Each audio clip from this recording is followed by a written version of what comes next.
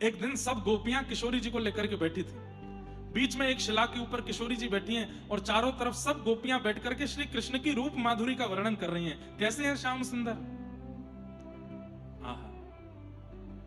कोई गोपी कह रही है ऐसी काचनी पहन करके घूमते हैं। अरे कोई गोपी कह रही है ऐसी कमर पर क्षुद्र घंटिका पहन के डोलते हैं। कोई गोपी कह रही है आपने भुजा देखी उनकी, वो आजान उलंबित भुजा। जब ठाकुर जी खड़े होते हैं तो उनके हाथों की जो सबसे बड़ी उंगली है वो घुटने तक आती है। इतनी लंबी लंबी भुजाएं हैं ठाकुर जी की, और वो भी पतली दुबली भुजा नहीं है, खूब अच्छी, मानो जैसे कोई सुंदर गदमदरा से हाथ हैं ठाकुर जी के, स्पर्श करने की इच्छा होती है। कोई कहती है अरे मैं तो ग्रीवा पे अटक गई हूं, ऐसे सुंदर गलो है।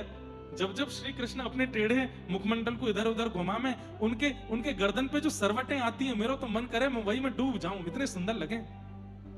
कोई गोपी बोली अरे मैं तो 6 महीना ते चरणन में ही अटकी हूं, जब जब मेरे सामने आवे चरणन ते मेरी नजर ही ना हट पावे। कैसे त्रिभंग लली श्याम सुंदर, कैसे कमल जैसे पवन प्रिय उनके चरणारविंद हैं। कोई गोपी कह रही है अरे मैं तो एक भंवर की तरह उनके घुंघराले केशन में अटक गई हूं। कैसे केश हैं उनके।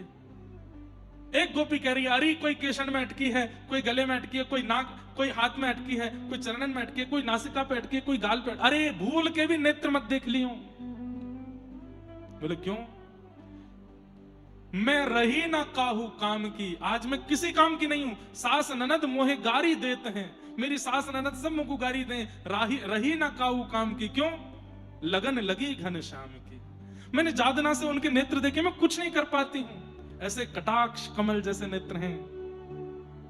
अरे तुम बहुत भली हो जो हाथ देख रही हो, चरण देख रही हो, उनके केश देख रही हो, नाभि देख रही हो, कंठ देख रही हो, बस मेरी प्रार्थना है आंख मत देख लियो। बोले क्यों, मेरी जैसी रह जाओगे, कुछ नहीं कर पाओगे। मुंह पे रोटी ना बने, मुंह पे सब्जी ना बने, मुंह पे सोयो ना जावे, मुंह पे श्रृंगार ना कियो जावे, ऐसे सुंदर श्याम सुंदर है। और ये सब की गोपियों की चर्चा बीच में बैठी बैठी किशोरी जी सुन रही हैं और नेत्रों से प्रेम पुलकित अश्रु निकल आते हैं।